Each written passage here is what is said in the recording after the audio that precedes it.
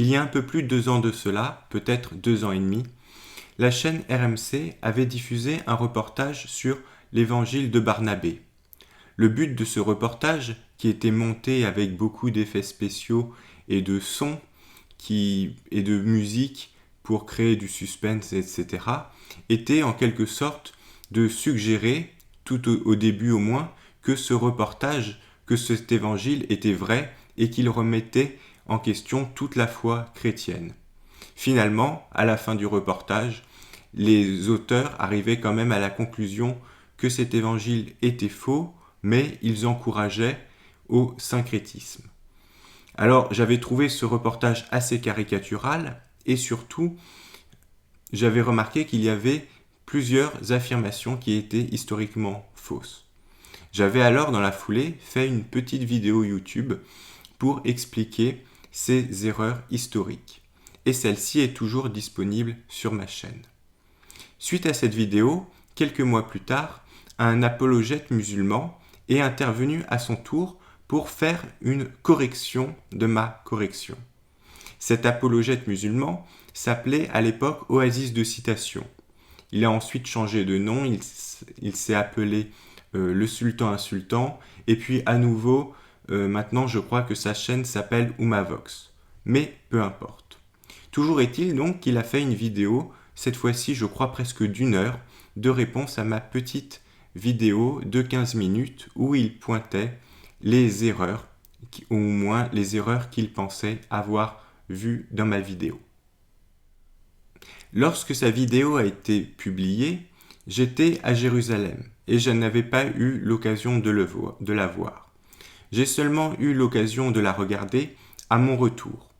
Alors, j'aimerais tout de suite le préciser, en soi c'est une très bonne chose.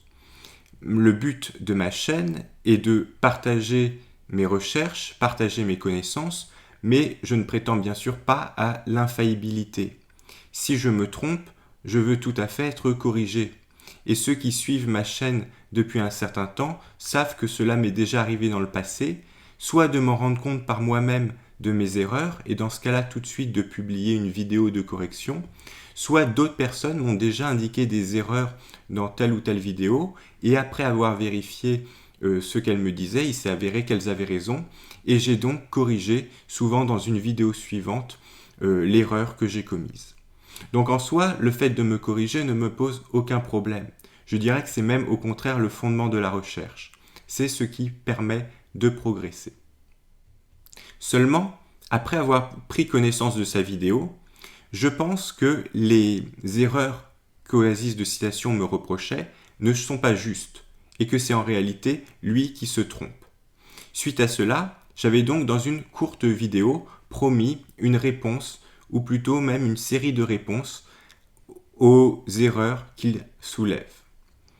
Seulement, il se trouve que, entre-temps, j'ai eu un certain nombre de responsabilités, notamment j'ai eu ma première charge d'enseignement à l'université, qui m'ont pris beaucoup de temps et qui m'ont empêché de faire ces vidéos réponses. Depuis, un certain nombre de personnes me les ont réclamées et tout récemment, j'ai re-regardé à la fois le reportage de RMC, la vidéo d'Oasis de citation et ma première vidéo, enfin la vidéo à laquelle il réagissait. Et je me suis dit que c'était en fait vraiment que cela pouvait être intéressant pour tout le monde, que je reprenne effectivement cela et que point par point, j'explique pourquoi je pense que ces critiques envers moi, que les erreurs qu'il soulève ne sont pas justes. Et j'aimerais tout de suite commencer dans cette vidéo en abordant le premier point. Ce premier point, je l'ai intitulé « Constantin et la religion d'État ». Je vais regrouper ici 3 reproches qu'il me fait. Le premier, c'est d'avoir mal interprété un propos de la voix off dans le documentaire. Le deuxième, c'est de m'être trompé sur la date de l'institution du christianisme comme religion d'État. Et enfin, le troisième, c'est d'avoir sous-estimé l'influence de Constantin sur la législation religieuse, ou plus exactement, de l'avoir balayée d'un revers de main. Je vais donc reprendre tout de suite ces 3 points et t'expliquer pourquoi je pense qu'ils sont faux. Mais tout d'abord, je vais à chaque fois laisser la parole à Oasis de citation. Je te précise que, pour ne pas allonger bien sûr cette vidéo, je ne posterai ici, je ne diffuserai dans ma vidéo que des extraits de ce qu'il dit. Cependant, je t'invite à regarder à la fois le reportage, ma première réponse et sa réponse à lui, pour bien sûr voir l'ensemble de la discussion. Alors tout de suite, écoutons le premier extrait, le premier reproche. Alors, je te cite David. On entend la voix off nous dire qu'en 312, Constantin aurait fait du christianisme la religion de l'État. Là, la question que je me suis posée, c'est est-ce qu'on a regardé le même reportage? David, dans le reportage, la phrase que tu nous dis là, on entend la voix off nous dire qu'en 312, Constantin aurait fait du christianisme la religion d'État. N'existe pas.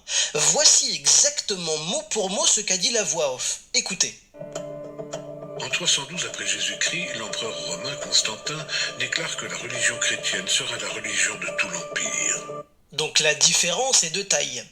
David nous dit, on entend la voix off nous dire qu'en 312, Constantin aurait fait du christianisme la religion de l'État. La voix off, elle dit en 312 après Jésus-Christ, l'empereur Constantin déclare que la religion chrétienne sera, dans le futur, sera la religion de tout l'Empire. Ce qui est totalement différent, David. Là, malheureusement, tu as extrapolé les paroles de la voix off. La voix off n'a en aucun cas dit que Constantin a fait du christianisme la religion de l'État. Jamais de la vie. Comme tu peux le constater, j'avais dit dans ma vidéo que la voix off affirmait que Constantin avait fait du christianisme la religion d'État. Et lui me dit « Non, c'est pas du tout ça. La voix off dit simplement que Constantin déclare que le christianisme sera religion d'État. » Et Oasis de citation insiste sur le « sera » et que le « sera » est au futur. Si j'ai bien compris son propos, il veut dire que la voix off entend simplement que Constantin aurait fait une déclaration comme quoi le christianisme, dans le futur, sera la religion de l'Empire. Je pense, si on ne prenait que cette phrase-là, tout d'abord, je maintiendrais mon interprétation. Et je maintiendrais que uniquement sur cette phrase-là, la voix off a bien affirmé que Constantin a établi le christianisme comme religion d'État. En effet, Constantin est un empereur, et de dire que tel empereur déclare que telle chose sera, le sens le plus immédiat, le premier sens pour comprendre cette phrase, c'est bien de considérer que cet empereur a pris une décision politique, et non pas que cet empereur a simplement fait une prédiction dans le futur. On pourrait discuter longuement de cela, mais uniquement avec cette phrase, je maintiendrai quand même mon interprétation. Seulement, il y a en réalité un élément supplémentaire. C'est qu'Oasis de citation a en fait complètement coupé les propos de la voix. Si on écoute le reportage et la phrase énoncée dans son contexte, on se rend compte que son interprétation est tout simplement invraisemblable. Je te propose maintenant d'écouter directement ce que dit la voix off dans le reportage. La religion chrétienne est née d'un seul homme, Jésus-Christ. Et l'Église chrétienne officielle a été créée par un seul homme, Constantin Ier. En 312 après Jésus-Christ, l'empereur romain Constantin déclare que la religion chrétienne sera la religion de tout l'Empire. Pourquoi ? Constantin a très vite compris l'infini champ politique offert par les différentes communautés chrétiennes. Comme tu peux le constater, la voix off a très clairement insisté sur le rôle qu'a eu Constantin. Elle ne fait donc pas simplement de Constantin un prophète qui aurait prédit l'établissement futur du christianisme comme religion d'État, mais affirme bien son rôle central et même décisif dans l'établissement du christianisme comme religion d'État. Je maintiens donc tout à fait mon propos. La voix off a bien affirmé que Constantin avait établi le christianisme comme religion d'État, et c'est une erreur historique. À la limite, ce qu'on peut me reprocher, c'est peut-être d'avoir été trop gentil avec la voix off, car en réalité, elle est allée beaucoup plus loin dans ses propos. Mais peut-être que j'y reviendrai, je referai une réponse plus détaillée sur ce reportage, car c'est vrai qu'en le réécoutant, je me suis finalement j'ai trouvé que ma première réponse était bien indulgente, alors que la voix off faisait des erreurs beaucoup plus graves. Maintenant, venons-en au deuxième reproche. Là encore, je te propose d'écouter Oasis de citation. Et malheureusement, juste après, tu vas faire une petite erreur puisque tu vas dire que la religion d'État, le christianisme, deviendra religion d'État à la fin du IVe siècle, ce qui n'est pas tout à fait exact. En réalité, pour citer par exemple le professeur Ramsay MacMullen, qui est l'un des plus grands spécialistes de l'Antiquité tardive, et justement de la formation du christianisme dans l'Empire, lui il dit dans un excellent ouvrage que je conseille à tout le monde, et surtout à toi David, qui s'appelle Christianisme et paganisme, à sa page 42, il dit la chose suivante. En Orient, je viens de le dire, le gouvernement était devenu majoritairement chrétien dès 400, et les fonctionnaires non chrétiens se firent de plus en plus rares, jusqu'à disparaître, même dans les provinces occidentales. Donc contrairement à ce que tu dis David, non, la religion chrétienne ne devient pas d'un seul coup la religion d'État à la fin du IVe siècle. Pas du tout. En réalité, comme le professeur Macmillan le dit, c'était un développement, une progression assez lente. On voit donc qu'ici, il me reproche une erreur historique, d'avoir affirmé que l'établissement du christianisme comme religion d'État avait eu lieu à la fin du IVe siècle, alors qu'en réalité, celle-ci est plus tardive. Et pour appuyer cela, il cite un historien, Ramsay MacMullen. Le problème, c'est qu'il confond ici deux choses très différentes et que les propos qu'il cite ne me contredisent absolument pas. En réalité, tous les historiens et Macmullen lui-même, qui travaillent sur cette question, sont d'accord pour dire que c'est bien Théodose qui, à la fin du IVe siècle, a établi le christianisme comme religion d'État. Et je pourrais donner des dizaines de citations d'historiens allant dans ce sens. Je ferai d'ailleurs une vidéo spécialement sur ce sujet. Mais ici, j'aimerais simplement souligner l'erreur d'Oasis de citation. Oasis de citation, en fait, confond deux choses différentes. Ce n'est pas parce qu'une religion est religion d'État que tous les fonctionnaires, que tous les habitants ou même tous les fonctionnaires sont forcément de cette religion.